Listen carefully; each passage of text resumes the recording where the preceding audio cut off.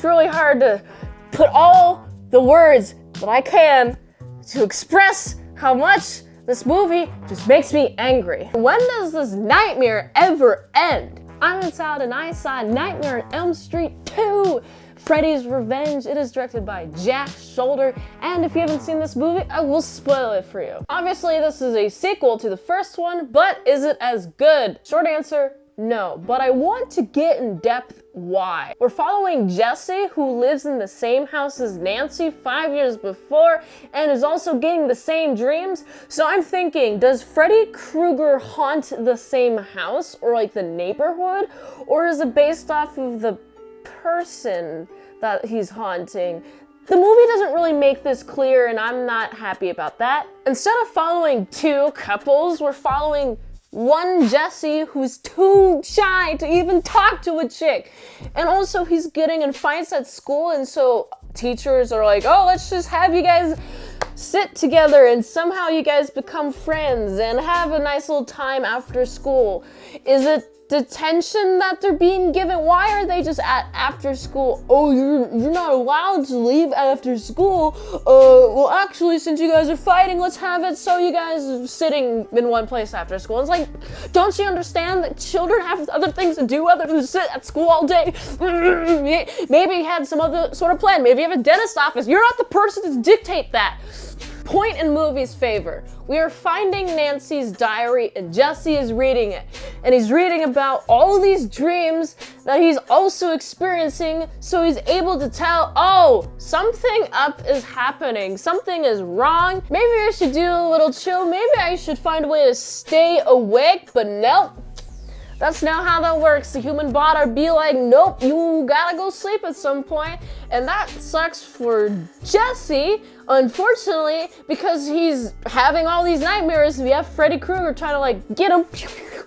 However, in this movie, it's different than the last movie because a lot of the violence is not as cool as the last movie. I mean, sure, Jesse turns into Freddy Krueger. He has to resist turning into Freddy Krueger, but it's not cool. Like, I wish that more people were murdered at the front half of the movie, and then like a bunch of people murdered at the back half of the movie. I would prefer if it was like equal murders sprinkled throughout. But no, we have to deal with teenage drama, and who loves teenage drama except for teenagers? I certainly hate it. Jesse is so sleep deprived and so scared that he just starts wandering the streets. Why is he naked? Why is he going into bars and ordering alcohol? Well, the last part is because alcohol and ordering alcohol is cool, but why is he doing it? Oh, it's because he's so sad that he won't be able to go to sleep, or else, oh no, Freddy Krueger's there. But no one, and I mean no one, is ever going to listen to him. Everyone's like, oh, just go to sleep, go to sleep. And although this is also a theme in the last Nightmare on Elm Street, this Nightmare on Elm Street, there's almost none of that. There's like tiny bits of it comparatively to the last movie, which is why last movie was so good, because there's so much opposition, and then we have the chick has to stand up for herself. Nancy has to stand up for herself and face her fears.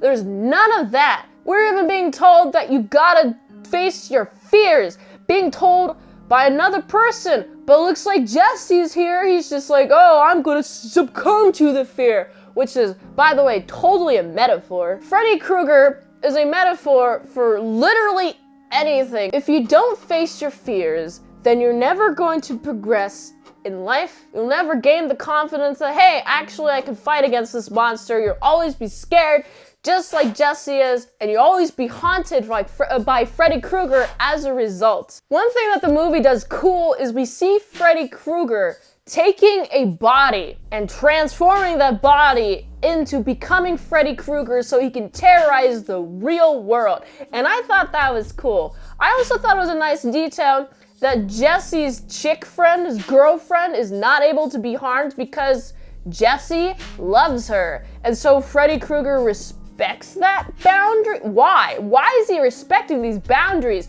He literally forcibly took a person's body. Why do you care about what they think? You shouldn't care at all. You took their body, you took their autonomy. You shouldn't care at all. Oh, it's just so I can respect them. Shut up. No, the girlfriend is getting nightmares. Lisa, that's her name. The girlfriend's getting nightmares and she's standing up for herself, facing that fear like she directed Jessie to do.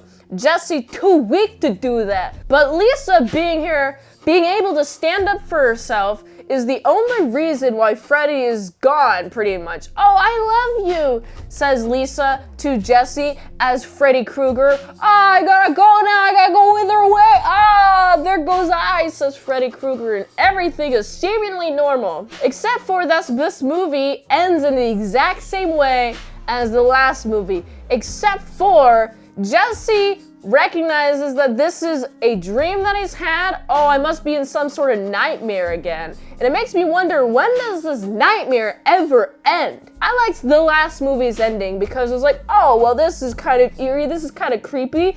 But this movie's ending, there's nothing really added to it.